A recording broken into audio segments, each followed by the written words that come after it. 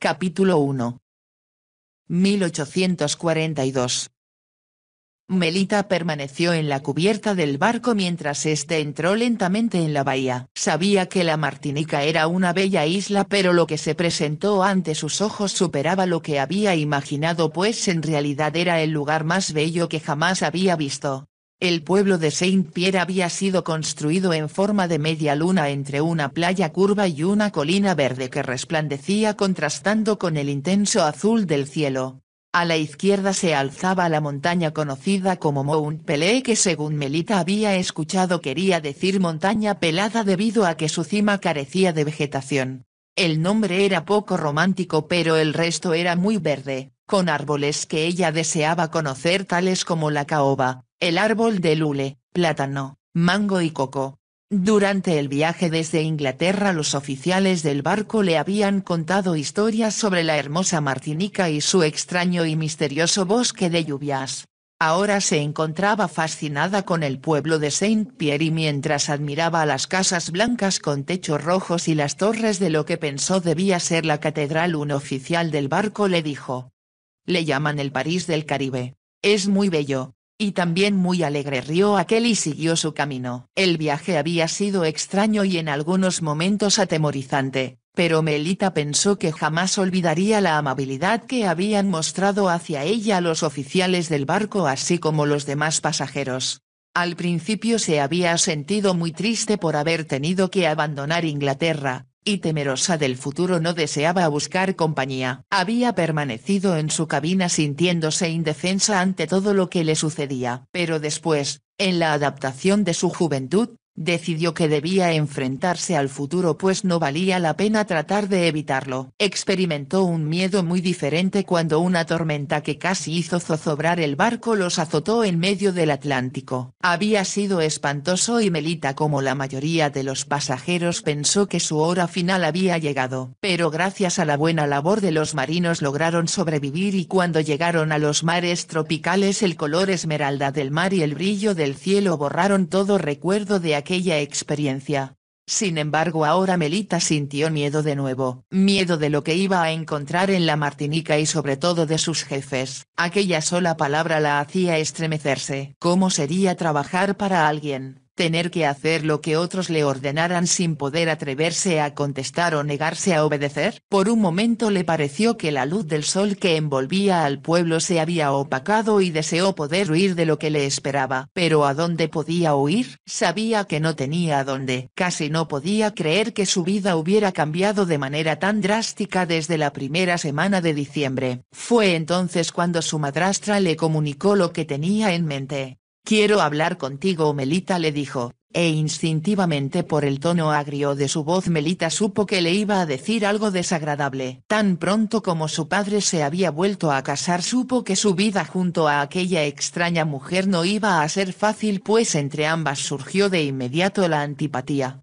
Lo supo desde que la nueva Lady Cranley entró ataviada con un vestido de volantes en la casa de Eaton Place, el cual la hacía verse enorme en comparación con la diminuta y dulce figura de su madre. «Así que ella es Melita». Por su tono de voz Melita comprendió que su madrastra no se había impresionado en lo más mínimo con su presencia. «Querida», le dijo su padre. «¿Recibiste mi carta?» «Sí, gracias papá. Por ella me enteré de que te ibas a casar y te deseo toda la felicidad posible». «Estoy seguro de que seremos muy felices», contestó su padre un poco titubeante. Melita comprendió que se encontraba abochornado y no deseaba hablar sobre su matrimonio. Respondiendo como siempre a los caprichos de su padre ella dijo: «Hay bocadillos y bebidas listos en el estudio papá. Pensé que no desearías algo muy pesado ya que se servirá la cena dentro de hora y media». «Necesito darme un baño y que alguien me ayude a desempacar», respondió la nueva Lady Cranley en tono casi agresivo como si sintiera que la estaban menospreciando. «Una doncella la espera arriba», explicó Melita. «Y los lacayos están subiendo los baúles en este momento. Quizás sea mejor que vaya a verlos». «En realidad no es necesario», respondió Melita, pero se dio cuenta de que había dicho algo incorrecto. Su madrastra no iba a permitir que una jovencita de solo 17 años manejara su vida y durante los días siguientes se encargó de dejar muy clara esa situación. Cuando Melita se encontraba a solas con su padre sentía con frecuencia la necesidad de preguntarle por qué se había vuelto a casar y por qué había escogido a aquella mujer tan arrogante y autoritaria, tan diferente a su madre. Pero no fue necesario que hiciera la pregunta. Pronto supo que su madrastra tenía mucho dinero y que estaba emparentada con familias de importancia incluyendo la del secretario del Exterior. Melita sabía que su padre era ambicioso, pero ahora pudo comprobar cuán lejos podía llevarlo aquella ambición, aunque en esta ocasión era claro que en un principio él había sido el perseguido y no el perseguidor. «Tendré que arreglármelas lo mejor que pueda», musitó ella con un suspiro. Ninguno de los tres se había imaginado el poco tiempo que les quedaba para resolver aquella situación. Un año después de su boda Sir Edward murió. Había sido tan repentino que aún después del funeral Melita no podía creer que fuera cierto. Siempre que regresaba a la casa esperaba escuchar su voz y a veces de noche iba a su dormitorio para asegurarse de que no había sido un sueño. La nueva Lady Cranley, según sus propias palabras, se enfrentaba a la tragedia con valor. Era evidente que contaba con muchos amigos para consolarla y el hecho de que se veía muy atractiva vestida de negro era en cierta manera una compensación por la pérdida de su esposo. Para Melita era como si la luz se hubiera apagado en su vida. Cuando había perdido a su madre pensó que nada podría ser igual otra vez. Pero cuando su padre la dejó fue como si de un golpe le hubieran quitado el apoyo de su vida. Ella y su padre habían sido muy unidos y a donde quiera que él iba, debido a su carrera diplomática, Melita siempre lo acompañaba. Para ella era una agonía pensar en lo felices que habían sido en Viena y en el interés que él había demostrado en Italia explicándole la historia de sus monumentos. Con sus relatos se remontaban al pasado, pues no tan solo era un gran diplomático sino también un hombre de mucha cultura. Después de su muerte, para Melita su único consuelo era leer los libros de su biblioteca e imaginarse que él se los estaba explicando como lo había hecho en otra época. Más tarde pensó que quizás si su madrastra se daba cuenta de su gran interés por la lectura decidiría cuál sería su futuro. Ella había estado demasiado triste para asistir a las reuniones de té que Lady Cranley continuó celebrando todos los jueves, y rara vez era invitada a las cenas íntimas que una viuda podía organizar sin ofender a la moral. Entonces una mañana de diciembre, cuando el cielo estaba gris y el fuego no era capaz de alejar el frío de las habitaciones de Eaton Place, Lady Cranley habló con Melita y sus palabras tuvieron en ella el efecto de una bomba. «He estado pensando en tu futuro», Melita comenzó a decir mirándola con hostilidad, lo cual se debía sin duda al hecho de que durante los últimos 2 años Melita se había convertido en una joven muy bella. Su cabello rubio que se parecía al de su madre era como la luz del sol en primavera y sus ojos que eran de un color azul y muy oscuro parecían llenar toda su cara. Su piel era tan blanca que semejaba una figurita de porcelana. Era esbelta y exquisita y caminaba con una gracia que podía ser la envidia de cualquier bailarina. «Gracias a Dios que te mueves como una bailarina», le había dicho su padre en cierta ocasión. «No soporto a las mujeres torpes que se levantan de una silla como si un resorte las hiciera saltar». Melita se había reído pero sabía lo que él quería decir. Su madre parecía flotar como si fuera una pluma y Melita siempre había deseado poder imitarla. Ella era el polo opuesto de su madrastra, que era de constitución robusta y sin duda lo sería aún más con los años. «¿Mi futuro?», preguntó Melita. «Eso fue lo que dije», respondió Lady Cranley. «No sé si tengas algunas ideas al respecto». «Creo que no entiendo». Ella había pensado que ya no tenía otra alternativa más que vivir con su madrastra y que aquel año haría su debut en sociedad, cosa que no había podido hacer el año anterior a causa del luto. Siempre se habían hecho planes para que ella fuera presentada a la reina en el Palacio de Buckingham y después asistiría a un sinfín de bailes y otras reuniones que eran ofrecidas en honor de las debutantes al mundo social. «Creo que será mejor que seamos francas una con la otra», dijo Lady Cranley. «Comenzaré por decirte que no tengo intenciones de convertirme a mi edad en la dama de compañía de una jovencita». Melita la miró con los ojos muy abiertos.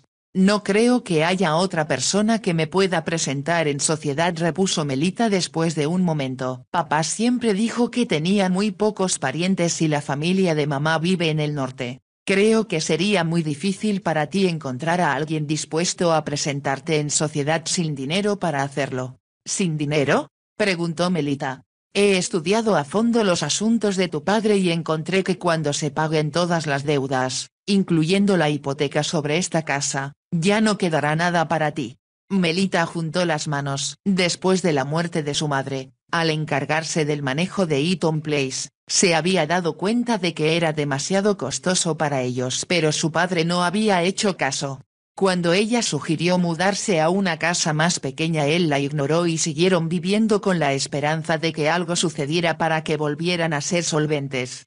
Ahora Melita comprendió que su padre había vivido en un paraíso de ensueños. La única salvación a sus deudas era casarse con una mujer rica, y eso era lo que había hecho. Melita se daba cuenta de que habían vivido mucho mejor durante el último año en comparación con años anteriores. Su padre no solo le había dado regalos exquisitos, sino que también había gastado mucho en ropa para ella y en caballos. Ahora Melita se sentía incómoda al comprender que todo aquello había sido pagado con el dinero de su madrastra. Lady Cranley observaba la expresión de su cara. Veo que comprendes, dijo ella, y a pesar de que cuando tu padre vivía estuve dispuesta a cubrir los gastos de su hija, no pienso seguir haciéndolo después de su muerte. La expresión de su rostro se endureció y continuó.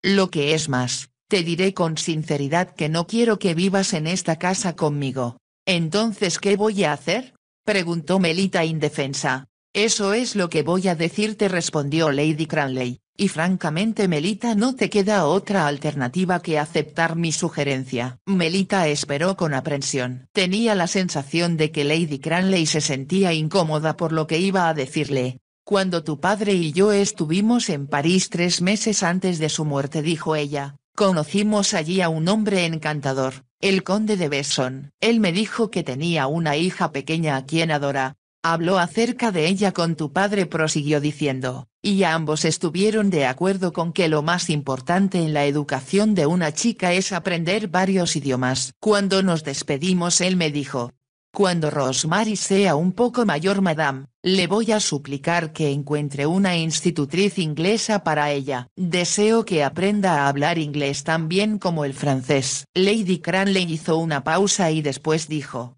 Creo que ya empiezas a adivinar los planes que tengo para ti. Melita no pudo hablar y su madrastra continuó.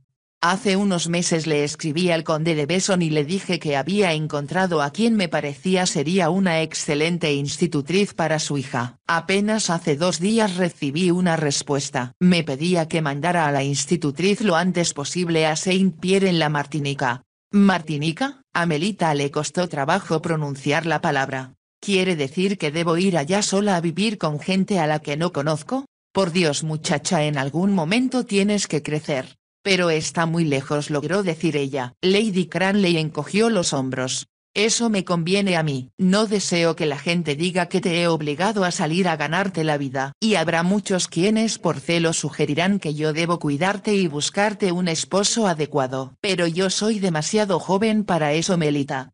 Demasiado joven. Melita sabía que por lo menos tenía 35 años, pero tenía el presentimiento de que su madrastra quería casarse de nuevo y por lo tanto no deseaba el estorbo o la competencia de una mujer más joven. ¿Hay alguna otra cosa que yo pueda hacer? Puedes ingresar en un convento si así lo deseas. No te lo voy a prohibir. No. No podría hacer eso, contestó Melita, pero la Martinica. Eso está al otro lado del mundo. Vio la expresión de la otra mujer y supo que la idea le agradaba. Yo nunca he enseñado a nadie, no sé nada al respecto. La niña es muy joven, respondió Lady Cranley, y con todo lo que tú has leído y lo que tu padre gastó en tu educación debes saber suficiente para enseñárselo a una pequeña criolla que no ha de ser muy inteligente. Pero ¿y si los condes no me aprueban? ¿Qué haré entonces? Más vale que te asegures de que les gustes a menos que estés dispuesta a regresar nadando, replicó Lady Cranley. Ella también se puso de pie y miró a Melita con hostilidad. Ya le he contestado al conde informándole que estarás a bordo del barco que sale de Southampton dentro de 2 semanas. Yo pagaré tu pasaje a la Martinica y te daré 100 libras. Eso es más de lo que quedó del dinero de tu padre, así que debes considerarte muy afortunada. ¿Y cuando eso se acabe?, preguntó Melita. Se volvió para mirar a su madrastra y en ese momento un rayo de sol entró por la ventana e iluminó su cabello rubio como si fuera un halo haciéndola verse muy hermosa y etérea. «Puedes morirte de hambre en una cloaca», respondió Lady Cranley y salió de la habitación cerrando la puerta de golpe. Durante los siguientes días a Melita le pareció que vivía en una constante pesadilla de la cual no podía despertar. Mientras empacaba los baúles en los cuales se llevaba no solo todas sus posesiones sino también las que fueron de su madre, le pareció que aquello no podía ser cierto. No era posible que fuera a dejar Inglaterra quizá para el resto de su vida y se atormentaba con la idea de que fracasaría como institutriz y se quedaría en la miseria antes de que pudiera encontrar trabajo. «Me moriré de hambre», pensó aterrada. Entonces recordó que siempre estaba el mar. No sería difícil morir si pudiera reunirse con sus padres, al menos no estaría sola como lo estaba en aquel momento en un mundo hostil donde no había nadie a quien pudiera acudir para pedirle ayuda. Por un momento pensó en ponerse en contacto con cualquier pariente que tuviera en el norte de donde provenía su madre, pero pensó que para ellos ella no sería más que un estorbo. Una mujer sin dinero, y de inmediato se arrepintió. En realidad no había tiempo de hacer otra cosa que obedecer las instrucciones de su madrastra, hacer sus maletas y viajar a Southampton. Como se sentía ignorante e incapaz de poder enseñar a alguien, empacó un buen número de libros de su padre pues sintió que así no perdería el contacto con él.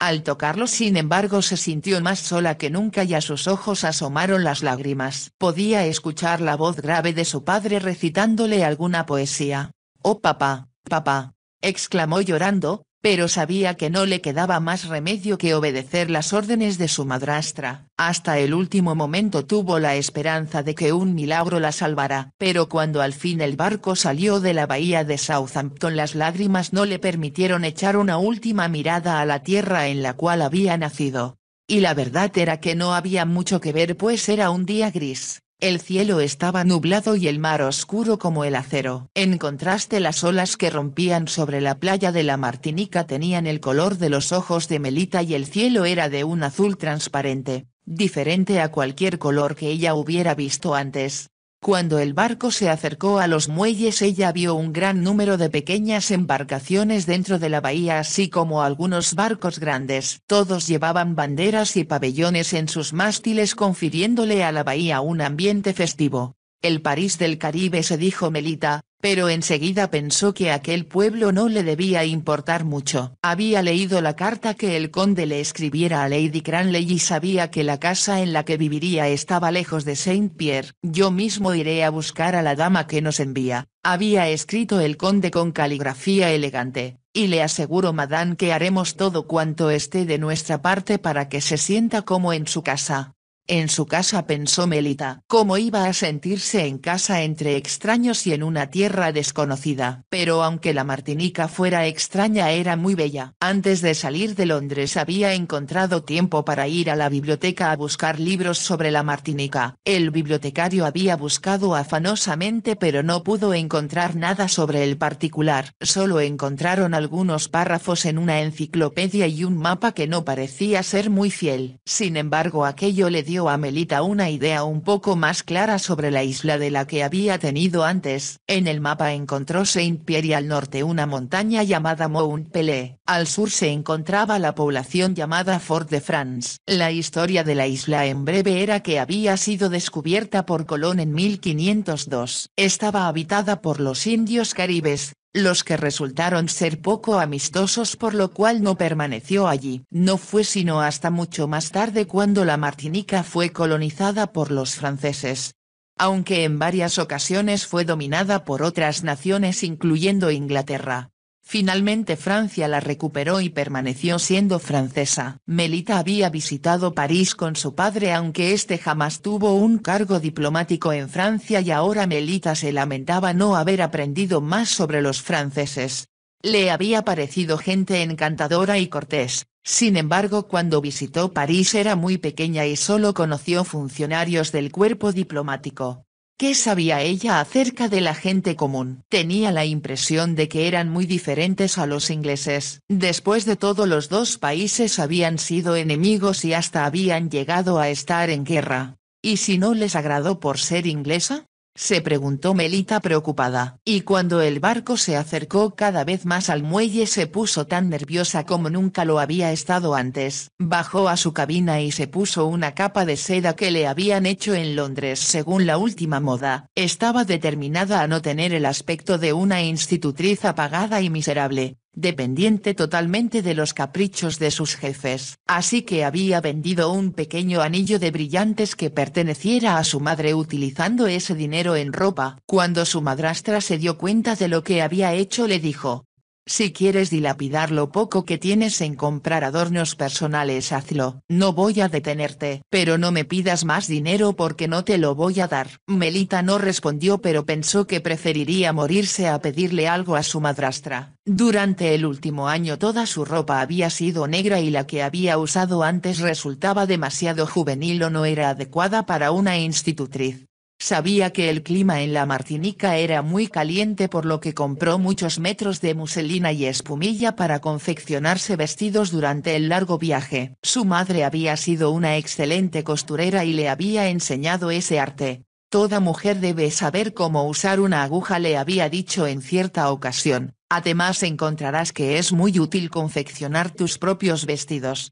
En aquel momento Melita pensó que su madre había estado hablando vaguedades, pero ahora se preguntó si no habría tenido alguna premonición respecto a ella.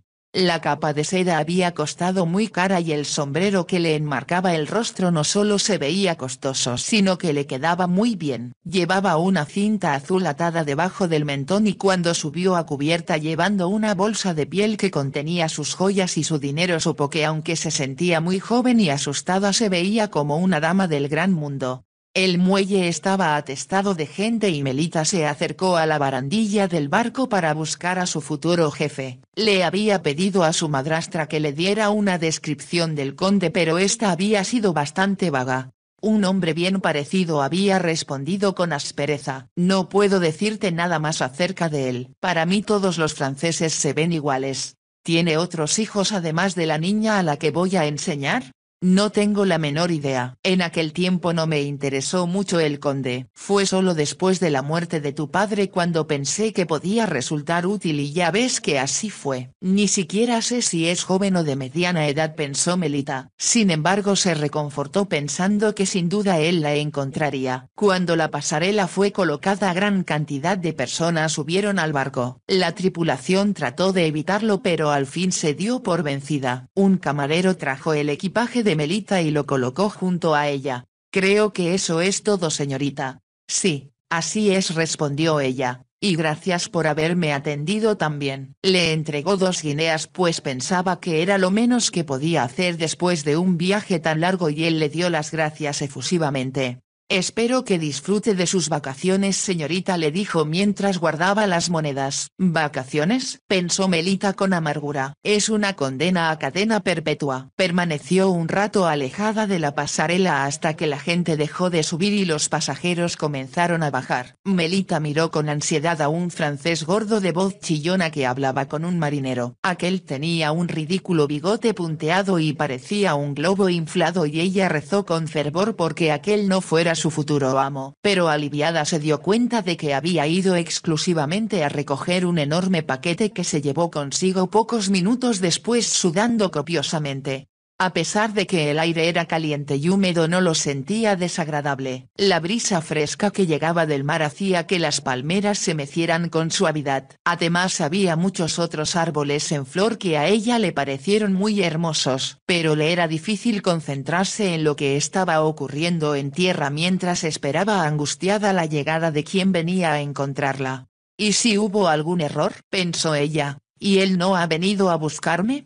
O quizá cambiaron de parecer y ya no les interesó». Sintió miedo y rezó porque su jefe no tardara mucho en llegar por ella. Entonces vio a un hombre alto que llevaba un sombrero de copa un poco ladeado y que hablaba con uno de los oficiales del barco. Ella no lo vio subir a bordo pero pensó que era el más distinguido de todos los hombres que habían subido por la pasarela. Sus pantalones estaban cortados a la última moda y su chaleco bordado era parecido a los que su padre había usado a menudo. Solo podía verlo de perfil y ahora él se volvió por algo que le dijo el oficial y se le quedó mirando. Este no puede ser el hombre que espero, pensó Melita. Es demasiado joven y muy bien parecido. Pero para su sorpresa él se dirigió hacia ella y Melita comprendió que no se había equivocado al pensar que era uno de los hombres más atractivos que jamás había visto. Con el cabello y los ojos oscuros y la cara bronceada contrastando con el cuello blanco de la camisa era la personificación de la elegancia.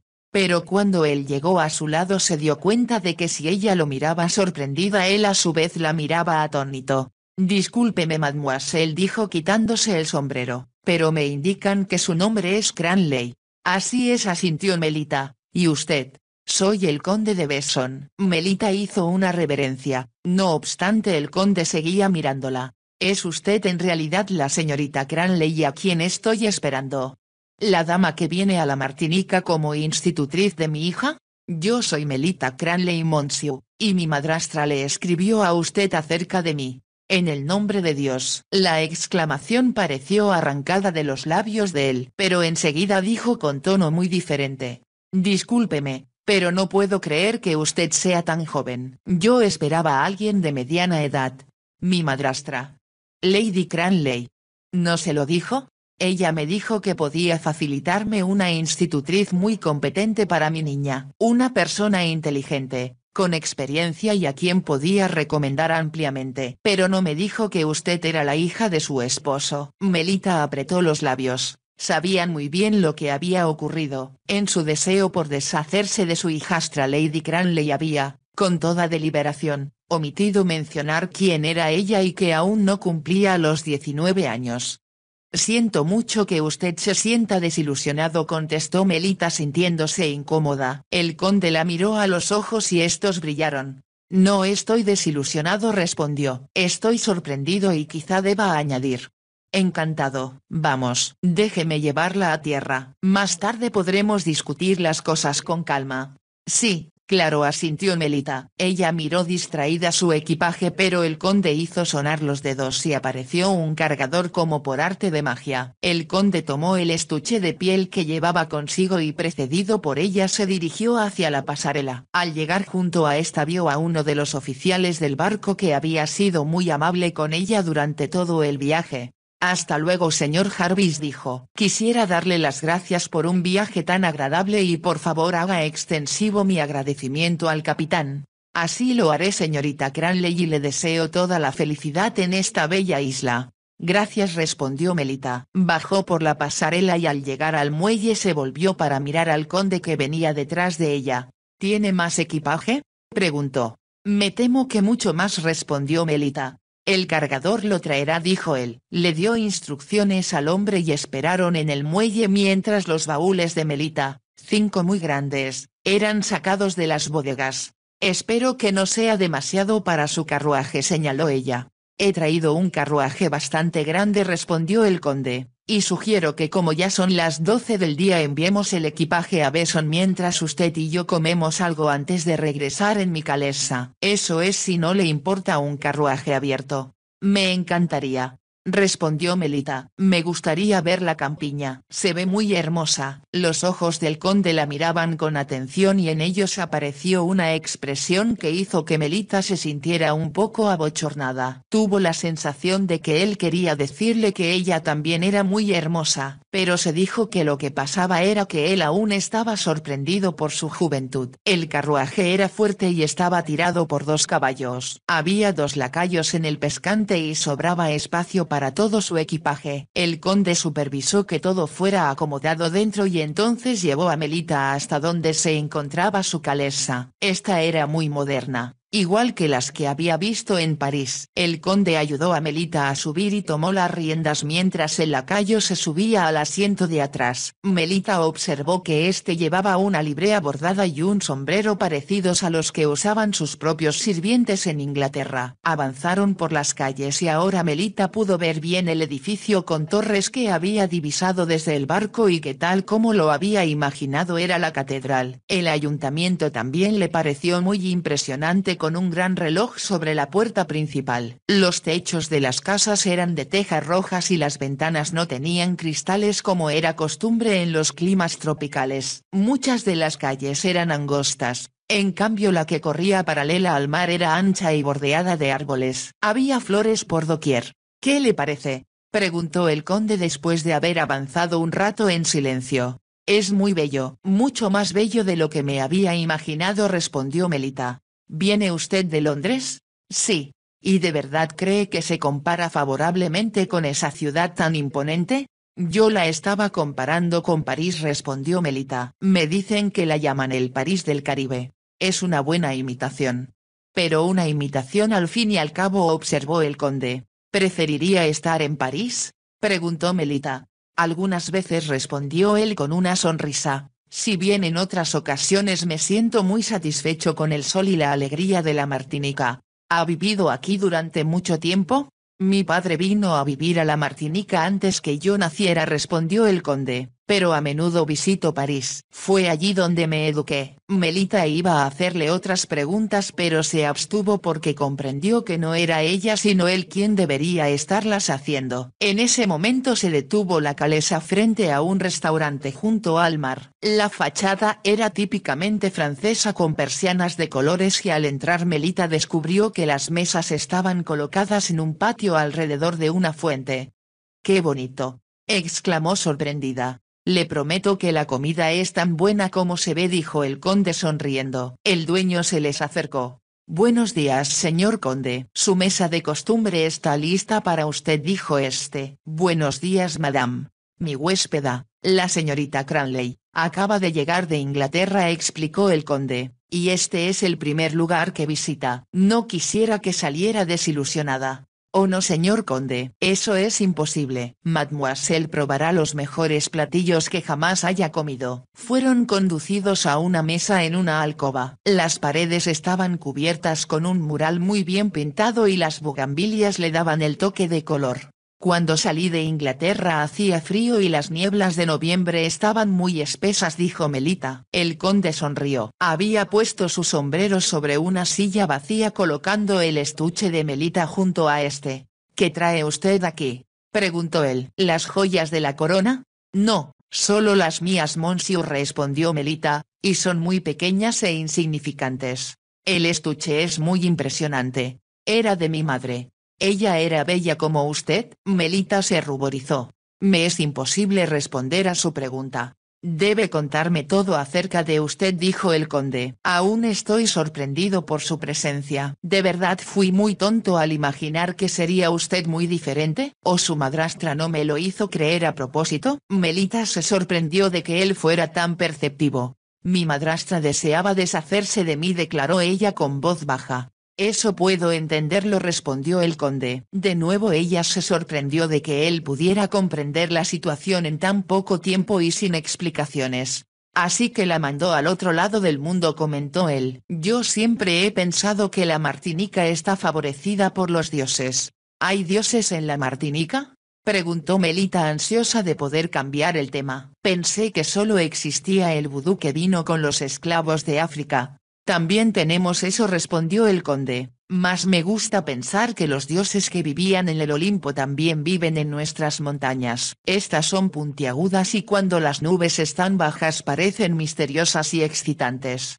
Me interesa conocerlas, observó Melita. Yo se las mostraré, respondió él. Ella levantó la vista y se encontró con la mirada de él. De nuevo tuvo la sensación de que el mundo en el cual se movía era irreal. Aunque esta vez no era una pesadilla sino un sueño. Un sueño muy emocionante del cual no deseaba despertar.